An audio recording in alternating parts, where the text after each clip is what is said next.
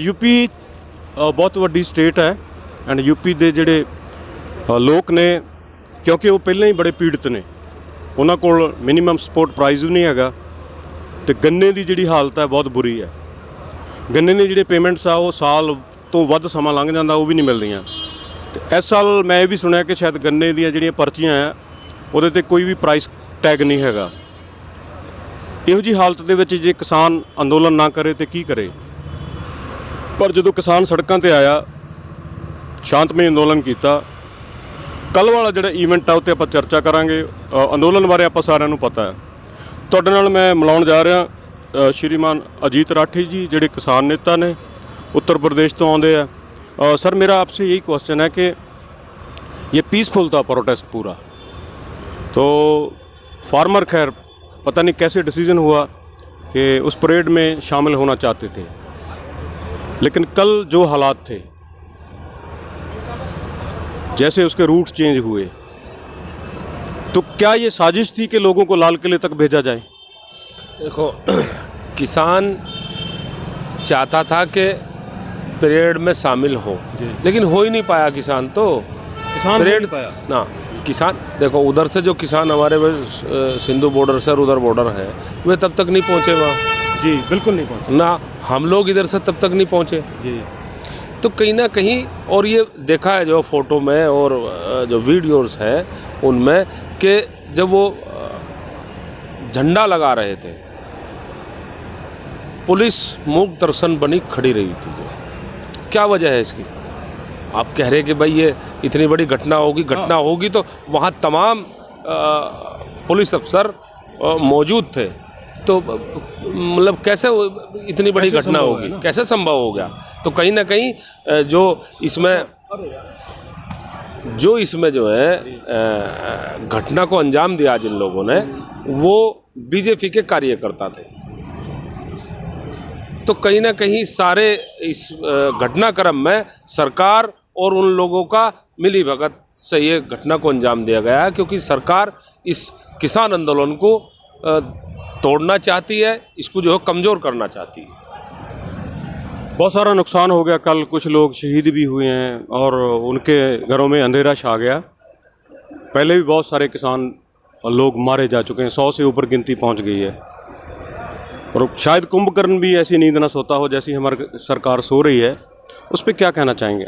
देखो, जो लोग शहीद हुए हैं, तो ये तो एक बड़े दुख का विषय है कि जिनके घर में कोई दूसरा कोई कमाने वाला नहीं है, अकेले पुत्र किसान आंदोलन में शहीद हो गए, तो इससे बड़ी उसकी कुर्बानी कुछ हो नहीं सकती किसान के लिए। लेकिन किसान हमेशा जो है इन कुर्बानियों को याद रखेगा, और जितनी ये हमारी किसान भाइयों ने जो शहादत कुर्बानी दी है, ये बेकार नहीं जाएगी। किसान जीतेगा, सरकार हारेगी।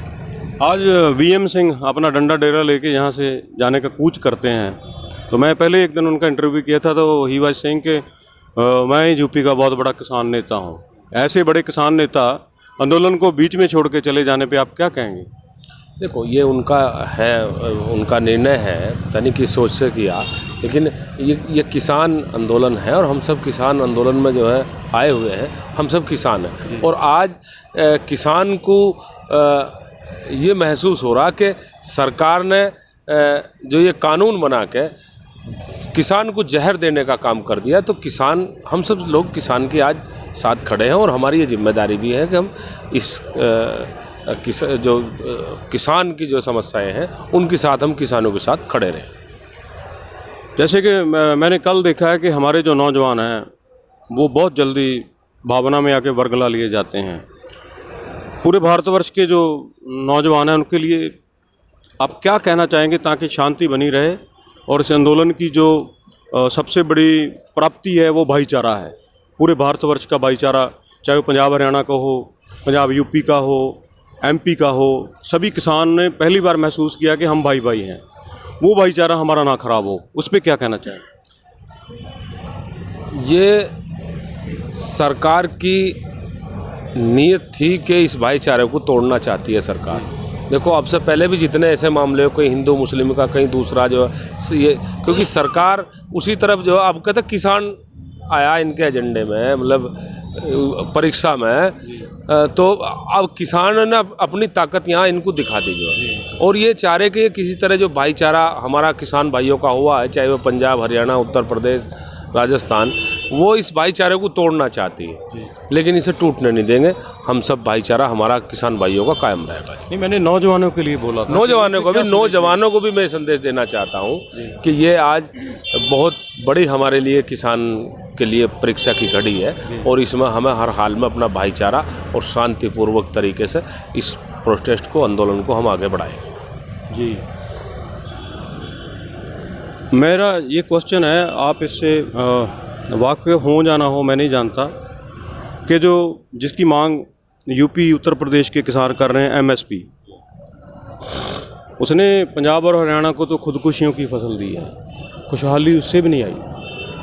अगर एमएसपी आ जाती है, मान लो सरकार दे देती है, वो फेल्यूर है, वो मॉडल सक्सेसफुल नहीं है। कौन सी चीज़ ऐसी चाहिए कि किसान बच जाए, किसान के पास खुशहाली हो? आज जो मीडिया क्वेश्चन करता है कि आपकी जीन्स कहाँ से आती है, आपकी स्कॉर्पियो कहाँ से आती है, किसान खुशहाल कैसे हो? क्योंकि वो मॉडल पंजाब हरियाणा का था, एमएसपी वहाँ पे लागू हुआ था, लेकिन खुदकुशियों की बहुत बड़ी फसल वहाँ पे बली पड़ी है। आज भी लोग खुदकुशी कर रहे हैं। ऐसा कौन सा मॉडल होना चाहिए? नहीं, देखो, होना चाहिए कि क्योंकि जिस तरह से सरकार, आपने देखा होगा कितने बड़े बड़े गोदाम जो है इस कानून बनाने से पहले सरकार ने अडानी और अंबानी के बनवा दिए। तो उसी तरह से अगर आप उनको, क्योंकि सरकार निखालिस उनको फ़ायदा पहुंचाना चाहती है, अरे आप उनको फ़ायदा ना पहुंचाओ, आप जो है किसान के लिए जो है कुछ करते, क्योंकि वो किसान जो सारी देश और दुनिया का जो है पालन पोषण कर रहा, भोजन दे रहा उनको, जो है आपने देखा होगा कोरोना काल में सब चीज़ें बंद थी जो, ठीक है, और लोग घरों में थे, लेकिन एक किसान ही था जो कभी खेत में था और कभी किसी को दूध की कमी नहीं आने दी, किसी को सब्जी की कमी नहीं आने दी, किसी को जो है अनाज की कमी नहीं आने दी। और एक सरकार की एक सोची साजिश जो है, साजिश है, मंडियाँ ख़त्म करना चाहती है। इसका मतलब आप ये देखो कि मंडी अगर टूटेगी, भाई आप ठीक है, अब किसान यही तो चाहता है, गारंटी तो चाहता है कि मंडी में चाहे या मंडी के बाहर, जी, अगर मंडी के बाहर या अंदर कम रेट पे जो सरकार ने जो है निर्धारित किया है न्यूनतम समर्थन मूल्य, उसको जो है उससे कम किसान की फसलों को खरीदेगा तो उस पर सज़ा होनी चाहिए। यही तो कह रहा है जो किसान, और ये कह रहा है कि जो आपने ये कानून बनाए इनको वापस ले लो। जी, किसान ने कभी मांगे नहीं है। जी, किसान तो ये कह रहा है कि मांग नहीं रहा सरकार से कुछ, वो तो ये कह रहा है कि जो आपने दिया इसे वापस ले लो, हमें नहीं चाहिए, हमें नहीं चाहिए। तो मेरा लास्ट क्वेश्चन है आपसे, मान लो किसान को एमएसपी मिल जाती है और जो प्रोक्योरमेंट चली जाती है प्राइवेट प्लेयर के हाथ में, तो भारत का जो आम आदमी, उसको क्या भाव में पड़ेगा ये सिस्टम? आज तो वो किसान की मुखालफत कर रहा है कि जो सड़कों पे बैठे हैं, जहाँ नेशनल मीडिया की बातें सुन के उनको ऐसा लगता है कि किसान तो वैसे पिकनिक मंगा रहे हैं, ऐसी बातें आ रही सामने। क्या प्राइवेट प्लेयर उस रेट पे देंगे आम लोगों को खाने के लिए जो सरकार देती है? नहीं देंगे। आप ये मान के चलो कि ये लड़ाई जो किसान लड़ रहा है वो अपने लिए तो लड़ ही रहा, लेकिन आम जनता के लिए भी लड़ रहा। अभी जो ये कानून है जो इन्होंने बनाए हैं, इसमें क्या होगा कि आपने जो है 20 रुपये सर कोई फसल जो ले ली किसान की, आपने प्याज 20 रुपये ले लिया, 10 रुपये ले लिया है जी, और क्या होगा कि आपने पास वो स्टॉक का तो लिमिट तो अनलिमिटेड हो गया, अब तो कोई वही नहीं है, उसकी लिमिट ही नहीं है, लिमिट नहीं है, वो सब अपने पास रखेगा। जब किसान के खेत से फसल निकलेगी तब वो उसको सारी को स्टॉक करेगा तो उसको बाद में जो उसको अपनी मर्जी के भाव वो बेचेगा जो, तो वो किसान चलो अपने घर के लिए, क्योंकि वो पैदा कर रहा है इन सबको, रख लेगा, लेकिन आम जनता को तो उसी रेट में खरीदना पड़ेगा। तो ये किसान अपनी तो लड़ाई लड़ ही रहा अपनी ज़मीन की और उसकी, लेकिन ये आम जनता की भी लड़ाई है। तो इसलिए मेरा ये मतलब एक संदेश आम जनता के लिए कि इस आंदोलन से सब जुड़े और इसमें सहयोग करें। राठी साहब ने बहुत बखूबी बातें की, स्पष्ट रूप से समझाया, लेकिन अगर भारत के लोगों को समझ नहीं आती तो अपनी अपनी नानी का नाम याद कर लें। नानी का नाम जरूर याद आएगा जब किसान के हाथ से ये फसल निकल गई और कारपोरेट्स के हाथ में आ गई। फ्री में मिला जियो डाटा, आप किस भाव में आज लेते हैं आपको समझ लेना चाहिए। जब बाज़ार पे कुछ बातें यथार्थ हो जाती हैं तो उसमें मुनाफा देखा जाता है, शुद्ध मुनाफा देखा जाता है। मैं दलजीत सिंह, पत्रकार.com से आपके लिए गाज़ीपुर बॉर्डर से। धन्यवाद।